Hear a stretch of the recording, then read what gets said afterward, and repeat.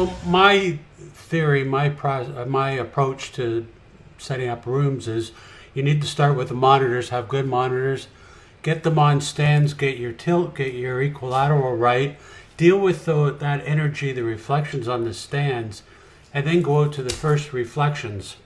And if you can do that, depending upon your SPL or the size of your room, you may have already dealt with 85, 95% of the challenges that you could have. So it looks as though you've got a nice, clean, friendly setup there. I think what you're saying is once you get to that percentage, a lot of it in general is just getting used to your room. That's the most important. I mean, you have to know. It took me, it's good. The room didn't take me that long to get used to. I would say it was a couple months, but I would say I know I said that I built this room 2.5, 3 years ago. We're going on that in January. But I think that for me now, most recently, within the last 6 months, I'm getting to a point where I'm not really needing to take my work out of the room to be confident what I'm sending to the clients. I've been going more with my gut reaction, my feeling on it, and then I'll send it right away. I'm not really sitting on the mix too long. The way that I generally work is if I'm very confident about it, I'll send it to them that day, but usually I'll come back the next morning with fresh ears and listen, but I'm not taking it out of my room. I mean, my workflow is just, and that's the positive of having a home studio that you've built and, are used to. Yeah, that's great. Let me ask you a question. I'd like to get your reaction to this. This is something I've been doing for years, and I found that it works very well for me. When I get something that's got a creative component, it could be a rendering, artwork, an ad, anything like that, something I've asked for and it comes back. I always open up, I look at it, look at it as the content, but then I close it and I leave it and I come back to it much later. And I find that when I come back with fresh eyes, I'm not entering it with my own bias. I'm not looking at it from my perspective. Is this what I asked for? Is this the way I do it? I look at it with an open, more objective view. And I'm more open to what other people have to offer, or even things beyond what myself and that other person may have originally envisioned. So I find it very important to have that fresh look and come back.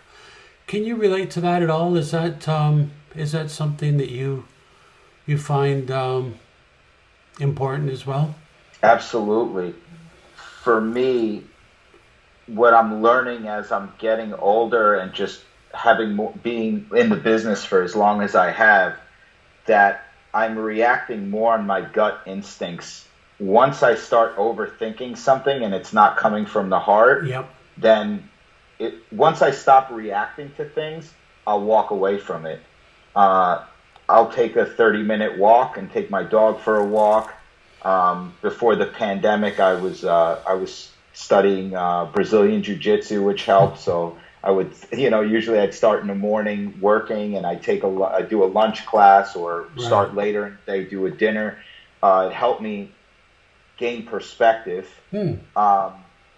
Also, I'm able, like today, I would pick up my son from the bus, so I'll take a break at some point. I just feel like the breaks are important, especially when you're losing perspective, and I don't want to overthink things. That's kind of what you start doing when you're just getting into the business or a couple of years in. You're making these decisions because you're not so sure, not so confident.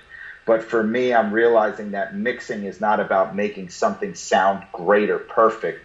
It's about making it feel good. And that's something that I try to instill in a lot of my students, even into my clients. But I think now in my career, what you're saying is, holds a lot of value because people are coming more to me for my taste rather than making something sound good. And it all plays into each other and having a fresh perspective on the art that you're given. Right. Oh, that's great. So it's kind of that feel technical quotient, getting the right balance. Totally, there's a balance. Excellent. Yeah. And if you're not careful, you become so entrenched in one mindset or something that you kind of lose that other perspective. Like, you got to remember, the mix, you're looking at the entire puzzle.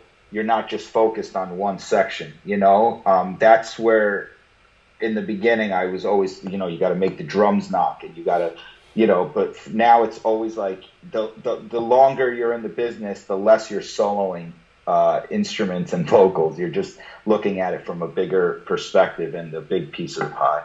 Yeah, well, that's excellent. Excellent.